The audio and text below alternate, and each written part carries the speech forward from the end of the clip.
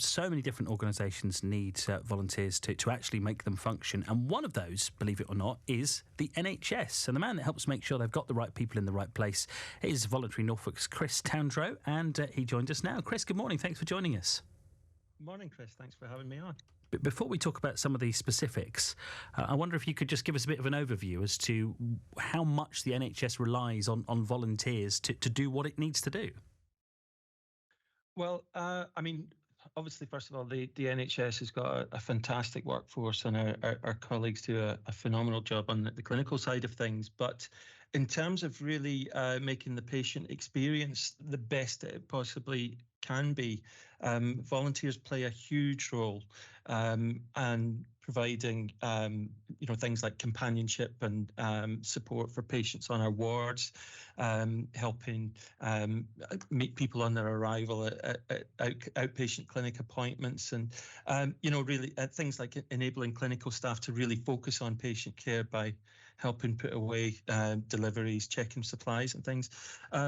So we do an awful lot, and there's as the last few years have shown us, there's always a need for more, because unfortunately we've not yet learned how to clone volunteers, and much as we'd like to, but so there's always a need for more. And we've heard so many organisations in Norfolk this morning that need volunteers as well. Is it an ongoing challenge to make sure you've got enough people in Norfolk who are able to volunteer and have made themselves available? Yeah, it certainly is. I actually work for Voluntary Norfolk, and Voluntary Norfolk is contracted by Norfolk Community Health and Care NHS Trust to deliver its volunteer service. We support a wide range of voluntary organisations as well as volunteers across the county, so we're quite well placed to understand what the local picture has been and is.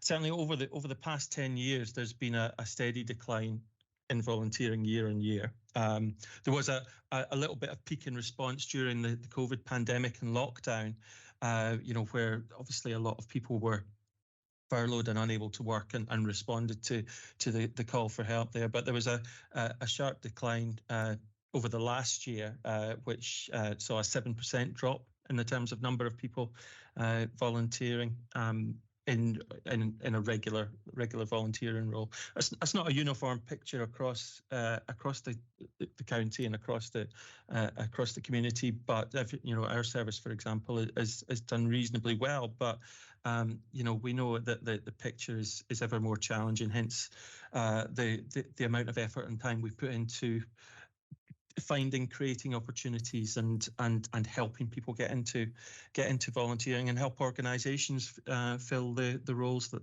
they have. Now, you don't get paid for being a volunteer, obviously. That's the clues in the name there. But it's not without its rewards, is it? What strikes me whenever we speak to people who do volunteer or organisations that rely on them is the fact that it's okay to admit that there is a plus side to it, and that it does. You get something back from volunteering quite often, don't you? Of course, and there should be never any modesty about that. The people who volunteer for us get out of various things out of doing so, and it varies from person to person. For most of our younger volunteers, it's about developing skills, experience, confidence to help them as they progress into the world of work. That was certainly the case for me as a young adult. That's how I got into social care and then volunteering in the first place.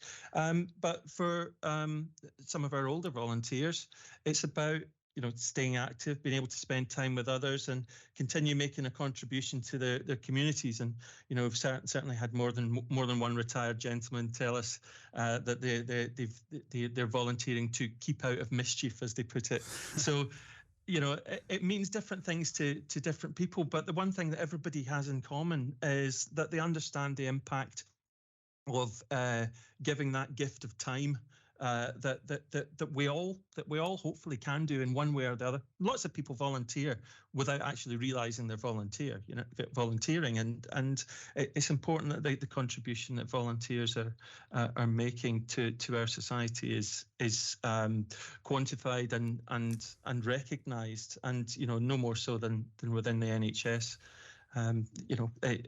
It's a huge part of life, a huge part of community, and it's a privilege to be part of it, really. It's amazing to think of all those things in the NHS and otherwise that wouldn't happen in Norfolk if it wasn't for volunteers. There's an awful lot, isn't there, Chris?